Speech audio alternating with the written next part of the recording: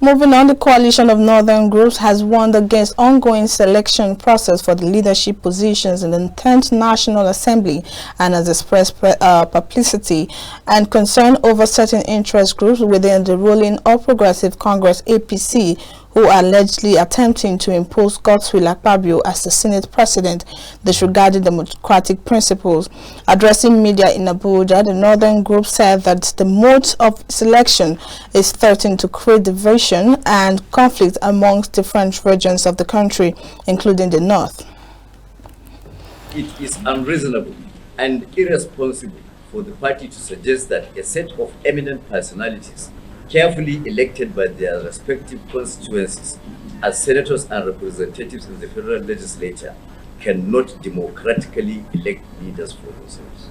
Categorically hold that any attempt to hoist a National Assembly leadership on the nation by resorting to draconian, Machiavellian, undemocratic and unconstitutional means is downright repugnant to the collective sensibilities of Nigerians, blatant disrespect for constitutionalism, disregard for rules of fairness and ordinary decency, and therefore unacceptable and will be roundly resisted. Call on the leadership of the APC to reclaim its statesmanship by immediately reversing the decision on Akpabio and Abbas and setting the stage for the emergence of a credible National Assembly leadership through democratic elections by its members as enshrined in our Constitution.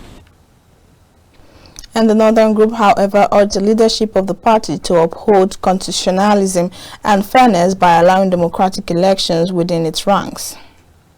To warn that if this and any similar arrangements are allowed to pass through, the North as a whole would be deliberately shortchanged by stripping it of the three main democratic influences: the executive, the legislature, and the judiciary, which would be absolutely unacceptable as it is unjustifiable. I'm not saying that the president-elect is not aware. He might be aware, but what I'm saying is he should reclaim his original stance of being a Democrat, a non-Democrat.